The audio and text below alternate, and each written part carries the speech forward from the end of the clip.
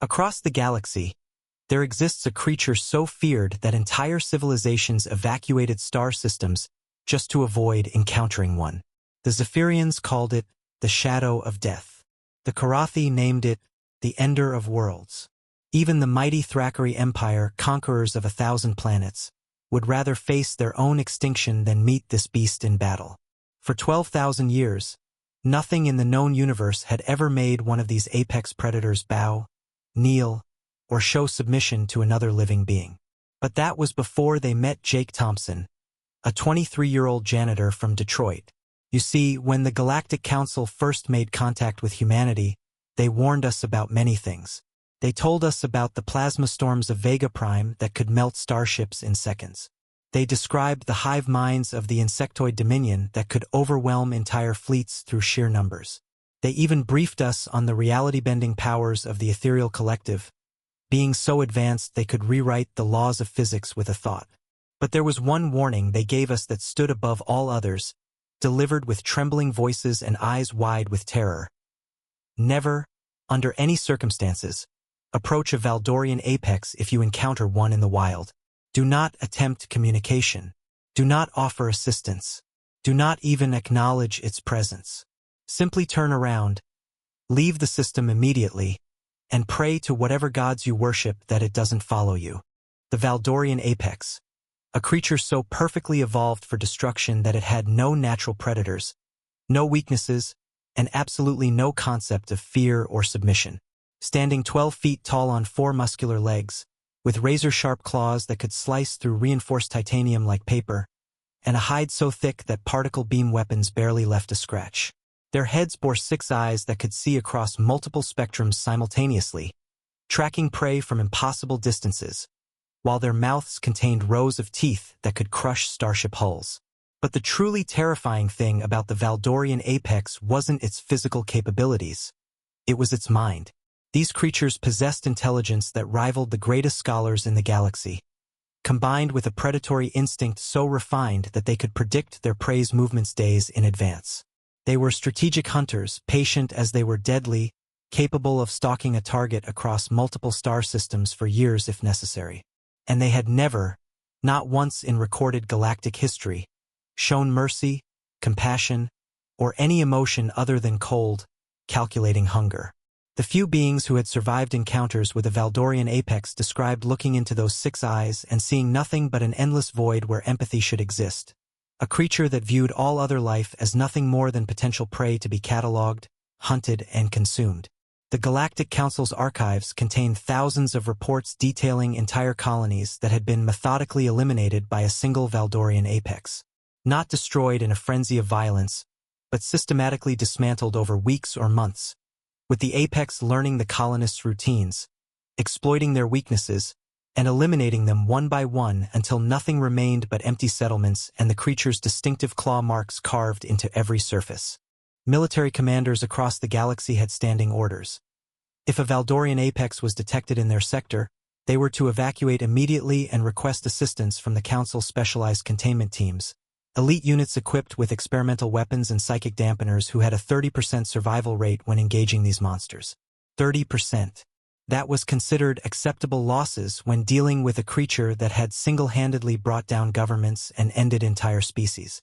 So when humanity received this briefing during our integration into galactic society, our military leaders took careful notes, our scientists began developing contingency protocols, and our diplomats assured the Council that we understood the gravity of the situation.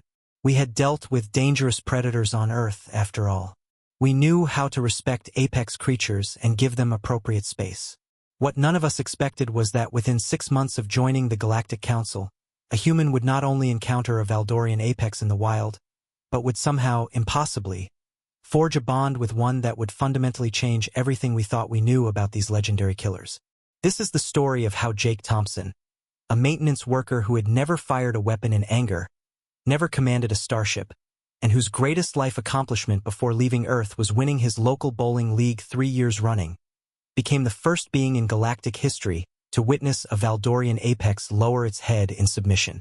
And more incredibly still, this is the story of how that act of submission wasn't the end of the Apex's legendary status, It was just the beginning of a partnership that would terrify the galaxy far more than any lone predator ever could. But I'm getting ahead of myself.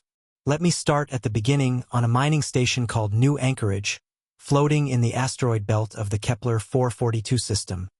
New Anchorage wasn't much to look at, just a collection of prefabricated modules bolted together around a central hub, designed to house 300 miners and support staff while they extracted rare minerals from the asteroid field. The kind of place where people went to make quick money before heading back to more civilized worlds, or where they ended up when they had nowhere else to go. Jake Thompson definitely fell into the second category. After losing his job at the Detroit auto plant when the factory moved operations to Mars, he'd signed a 2-year contract with Kepler Mining Consortium more out of desperation than ambition. The pay was decent, the work was simple, keeping the station's life support systems running and the corridors clean, and it gave him time to figure out what he wanted to do with the rest of his life. The irony wasn't lost on him that he'd traveled 300 light-years from Earth just to push a mop around again.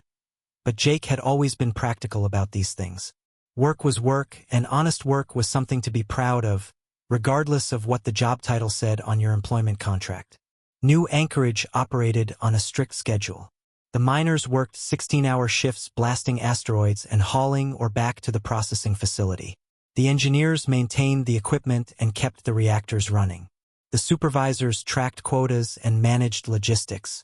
And Jake kept everything clean and functional, working the night shift when most of the station was asleep and the corridors were quiet except for the constant hum of machinery. It was during one of these quiet night shifts, 3 months into his contract, that everything changed. Jake was performing routine maintenance on the air recycling systems in Sector 7, the furthest section from the main hub, used primarily for storage and backup equipment, when the station's proximity alarms began screaming. Not the gentle chimes that indicated an incoming supply ship or the rhythmic beeping that meant a mining crew was returning early. This was the harsh, continuous wail that every spacer dreaded.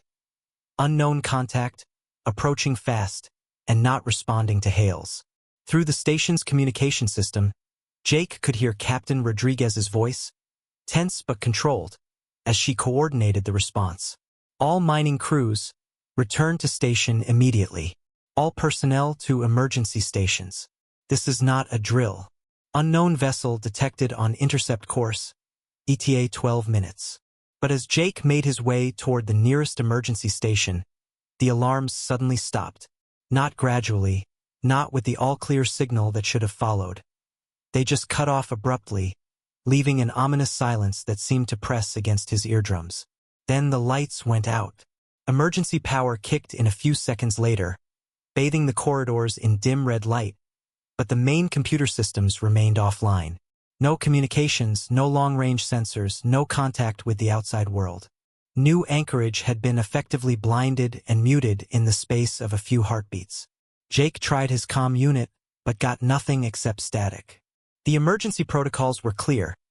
In the event of system failure during an unknown contact situation, all personnel were to gather at designated safe zones and wait for the all-clear. But as he made his way through the darkened corridors toward Assembly Point Delta, Jake began to notice something that made his blood run cold. He wasn't hearing any voices, any footsteps, any signs of the other 299 people who should have been moving through the station right now. The mining crews should have been returning, their heavy boots echoing through the docking bays. The night shift supervisors should have been coordinating headcounts over portable radios. The security team should have been establishing defensive positions and checking in with each section. Instead, there was only silence and the soft hum of life support systems running on backup power. When Jake reached Assembly Point Delta, he found it empty. Not just empty of people, empty of any sign that people had ever been there. No abandoned equipment, no hastily dropped personal items, no indication of panic or struggle. Just empty chairs arranged in neat rows, as if waiting for an assembly that would never come. That's when he heard it for the first time. A soft scratching sound, like claws on metal, coming from somewhere deeper in the station. It was rhythmic and deliberate, not the random noise of debris or damaged equipment, but the purposeful sound of something moving through the corridors with confidence and intent. Jake's first instinct was to call out, to identify himself and ask if anyone needed assistance. but something primitive and ancient in the back of his brain. Some evolutionary remnant from humanity's days as prey animals on the African savanna. Told him to stay absolutely silent. Whatever was making that sound, it wasn't human, and it wasn't friendly. The scratching grew closer, accompanied now by a new sound. Heavy breathing that seemed too deep and too measured to belong to any creature Jake had ever encountered. It was the breathing of something large, something patient, something that was taking its time because it knew there was no escape. Jake pressed himself against the wall of the assembly point, trying to become invisible in the dim emergency lighting, and listened as the sounds passed by in the corridor outside. The scratching paused for a moment directly outside the entrance, and Jake held his breath, certain that whatever was out there had detected his presence. But after what felt like an eternity, the sounds continued down the corridor, growing fainter until they disappeared entirely into the depths of the station. That's when Jake realized the horrifying truth. He was alone on New Anchorage. Alone except for whatever had just walked past the assembly point with claws that scratched metal and breathing that spoke of perfect predatory patience. And somewhere in the back of his mind, he remembered the Galactic Council's briefing about creatures so terrifying that entire civilizations would abandon star systems rather than face them. Jake's hands trembled as he activated his emergency beacon, hoping against hope that some signal might penetrate whatever had disabled the station's communications. The small device flickered weakly in the red emergency lighting, its display showing no connection to any nearby vessels or stations. He was truly cut off, alone with something that had made 300 people disappear without a trace. Moving as quietly as possible, Jake began making his way toward the station's central computer core. If he could restore main power and communications, he might be able to call for help, or at least understand what had happened to everyone else. But as he crept through the darkened corridors, he began to notice details that made his situation even more terrifying. The scratches on the walls weren't random. They formed patterns, almost like symbols or markers, carved deep into the metal plating at regular intervals. Whatever had made them possessed not just incredible strength, but intelligence. It was leaving itself a trail, marking territory, or perhaps counting something that Jake didn't want to think about too closely. Worse still, as he passed through different sections of the station, he began to find personal items scattered in the corridors. A mining helmet here, a data pad there, a family photo that someone had dropped in their haste to what? There were no signs of struggle, no blood, no bodies. People had simply ceased to exist, leaving behind only small tokens of their interrupted lives. The computer core was located in the station's most secure section, protected by blast doors and redundant power systems. But when Jake arrived, he found the massive security barriers had been peeled open like the lid of a tin can. The reinforced metal twisted into elegant spirals that spoke of incredible strength applied with surgical precision. Inside the core chamber, banks of quantum processors lay in ruins, not smashed or destroyed by brute force, but carefully dismantled with the patience of someone who understood exactly which components to remove to cause maximum disruption. This hadn't been an act of rage or hunger. It had been systematic sabotage performed by something that knew how human technology worked. Jake stared at the devastation, his mind struggling to process what he was seeing. Whatever had done this possessed not only the physical capability to tear through advanced security systems, but the technical knowledge to target the exact systems that would leave the station helpless and isolated. As he stood among the ruins of New Anchorage's digital brain, Jake heard the scratching sound again, much closer this time. But now he could distinguish something else beneath it. A low, rumbling sound that might have been purring if it came from something the size of a house cat. Instead, it emanated from something that could reduce security doors to abstract art. The sound was coming from directly above him in the ventilation system. Something massive was moving through the air shafts, following the scent of the only remaining prey on the station. And from the leisurely pace of its movement, it wasn't in any hurry to end the hunt. Jake ran. There was no shame in it, no time for pride or strategic thinking. Every instinct screamed at him to put distance between himself and whatever was stalking him through the ventilation system above.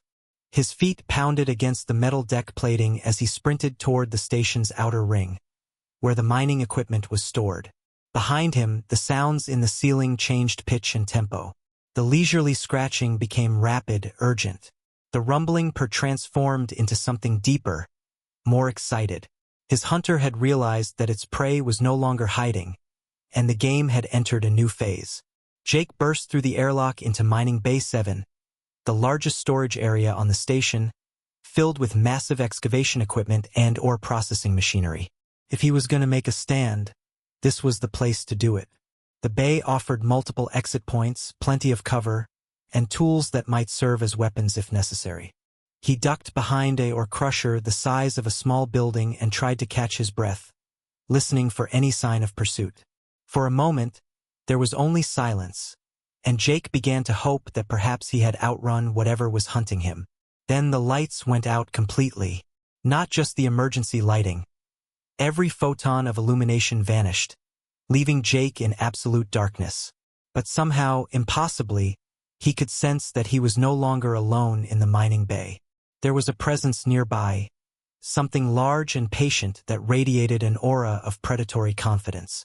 A sound echoed through the darkness. Breathing. Slow, measured, and definitely not human. It seemed to come from everywhere at once, as if the creature was circling him just beyond the range of his senses.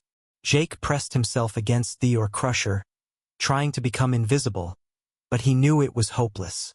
Whatever was hunting him didn't need light to see. Then he heard something that chilled him to the bone. A voice. Not human, not quite animal, but something in between. It spoke in perfect standard Galactic, the universal language used for interspecies communication. Human, you hide well for prey, but your scent betrays you. Fear has a distinctive aroma.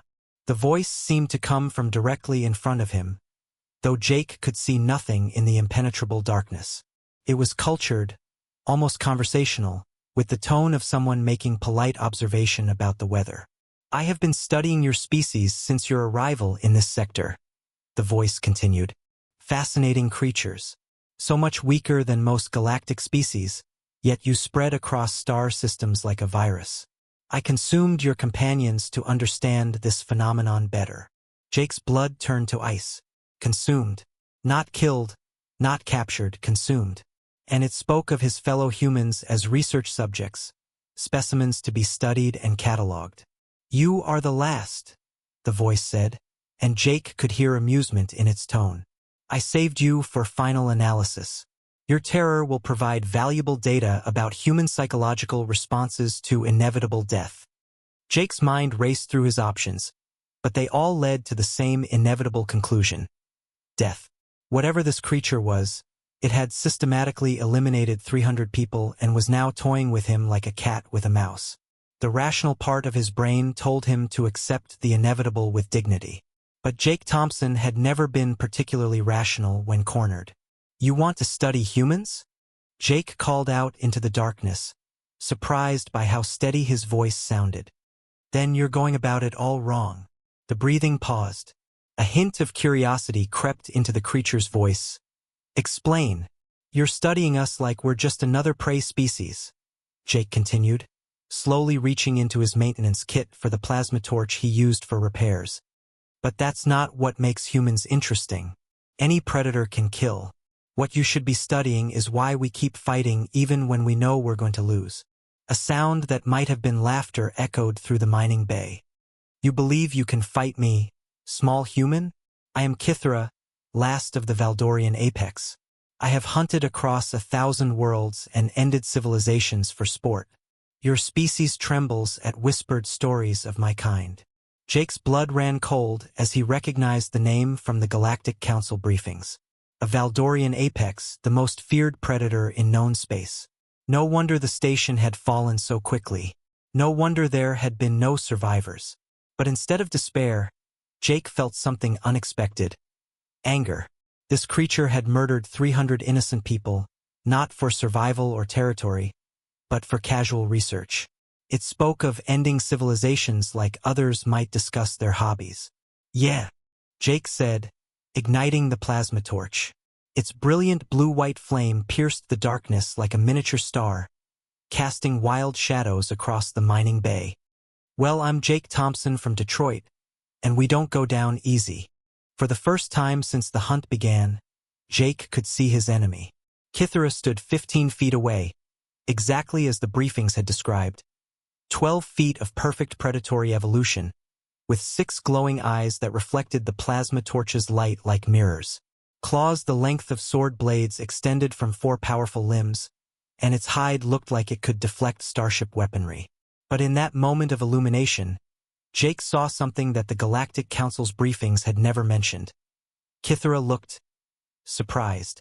Those 6 eyes widened slightly, as if the creature had never encountered prey that chose to fight rather than flee.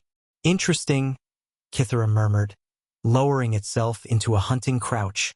Perhaps your species does deserve further study after all. The Valdorian Apex gathered itself to spring, claws extended, death incarnate, preparing to end Jake's defiance in a single devastating leap. But Jake Thompson from Detroit had one more surprise left. Instead of raising the plasma torch as a weapon, he did something that no being in the galaxy's recorded history had ever attempted when facing a Valdorian Apex. Jake dropped the plasma torch and held out his empty hand toward the Apex predator. Kythera froze mid-leap, landing awkwardly as confusion replaced predatory certainty in those 6 glowing eyes. In 12,000 years of existence, the Valdorian Apex had never encountered prey that voluntarily made itself more vulnerable. What is this? Kythera demanded, genuine bewilderment replacing the cultivated menace in its voice. It's called trust, Jake said simply, keeping his hand extended despite every survival instinct screaming at him to run. You said you wanted to study what makes humans interesting. This is it. We're the only species crazy enough to offer friendship to something that's trying to kill us. The massive predator circled Jake slowly, those 6 eyes studying him from every angle. This is not friendship, human. This is stupidity. I will consume you regardless of your gestures. Maybe, Jake admitted, his hand still outstretched. But you hesitated. In all those thousands of years of hunting, have you ever hesitated before? Kythera's silence was answer enough. You consume other species to understand them, Jake continued, his voice growing stronger. But you can't understand humanity through consumption because the most important thing about us isn't in our flesh or our memories. It's in our choices. And right now, I'm choosing to trust you, even though you've given me every reason not to. Trust is illogical, Kythera growled. But the creature had stopped circling and was now staring directly at Jake's outstretched hand. I have killed your entire species representation on this station. Yeah, you did, Jake said quietly. And that should make me hate you. It should make me want revenge. But you know what? Those people died because they ran, because they hid, because they did exactly what every other species does when they encounter you. They treated you like a monster. Jake took a step closer, his hand still extended. But what if you're not a monster? What if you're just lonely? The words seemed to physically impact Kythera. The great predator recoiled as if Jake had struck it, 6 eyes blinking in rapid succession. Lonely? The word came out as barely a whisper. I am Apex. I am perfect. I need nothing. Everyone needs something, Jake replied gently. Even apex predators. Especially apex predators. When you're the strongest, the fastest, the most dangerous thing in the galaxy, who do you talk to? Who challenges you? Who treats you like more than just a killing machine? For long moments, the only sound in the mining bay was their breathing. Jake's rapid and nervous, Kythera's deep and increasingly unsteady. You study other species, Jake continued. But when was the last time someone tried to study you? Not as a threat to be catalogued and avoided, but as a being with thoughts and feelings and maybe even needs. Kythera's massive head tilted slightly, like a confused predator trying to process an entirely new concept. You wish to study me? I wish to know you, Jake corrected. There's a difference. Studying is what you do to objects. Knowing is what you do with friends. The Valdorian Apex stared at Jake's outstretched hand for what felt like an eternity. Then, with infinite caution, as if approaching something more dangerous than any prey it had ever stalked, Kythera slowly extended one massive claw. The moment their flesh made contact, human skin against alien chitin, something extraordinary happened. Kithra's 6 eyes suddenly went wide. Not with aggression or hunger, but with something Jake recognized from his own reflection. Wonder. "You are not afraid," Kithra whispered, its voice filled with awe. "I'm terrified," Jake admitted with a shaky laugh. "But I'm also curious. And humans are really, really bad at letting fear override curiosity." Kithra's claw was warm, Jake realized with surprise. Beneath the intimidating exterior lay a being that was, in its own way, as alive and complex as any other sentient creature in the galaxy. "In 12 millennia, Kithra said slowly, "no being has willingly touched me except in combat. I had forgotten what contact without violence felt like." Jake smiled, still gripping the massive claw. "Stick with me, big guy. I've got a feeling we're both about to learn some new things about the galaxy." As if responding to the moment of connection, the mining bay's lights flickered back to life. Emergency power had been restored, and with it came the soft chime of an incoming transmission.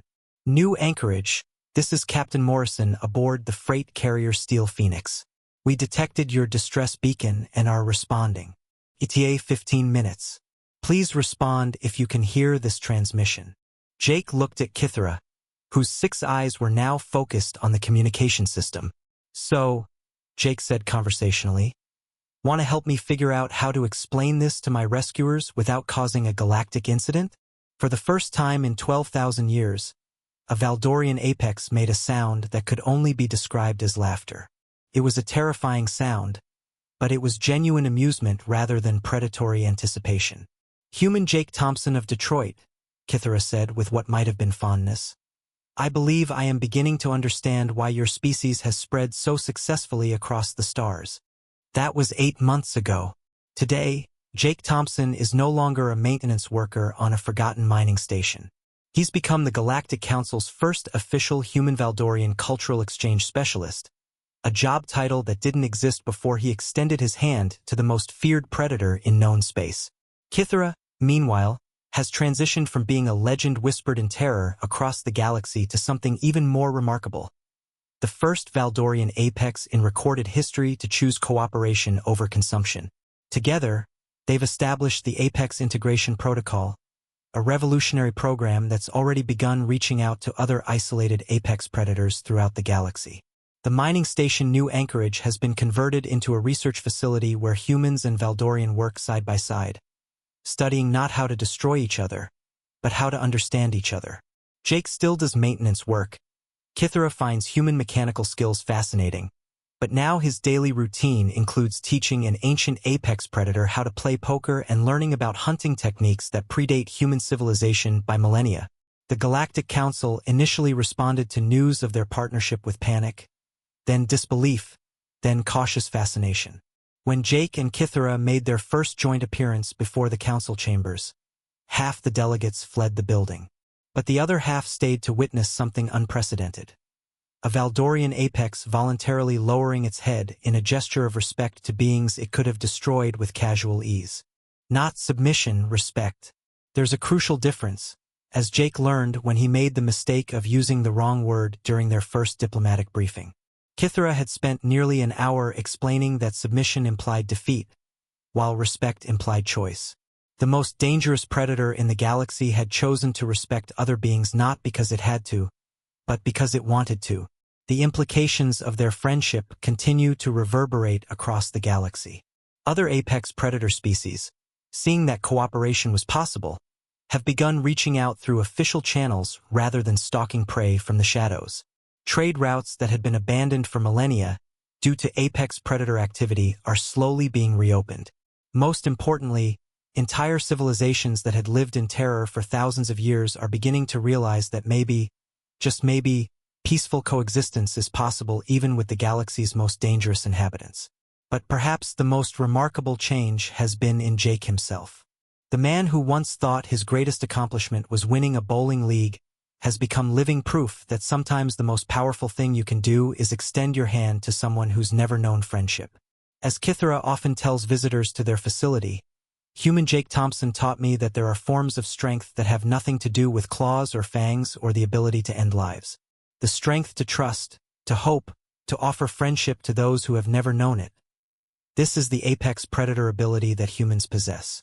And if you think that story is incredible, wait until you hear about what happened when Jake and Kithara encountered the Hive Queen of Proxima 7, a being so ancient and powerful that she had been dormant for 3,000 years, until a human maintenance worker knocked on her door and asked if she wanted to grab coffee and talk about her feelings. That's a story for next time. But trust me, you won't want to miss it.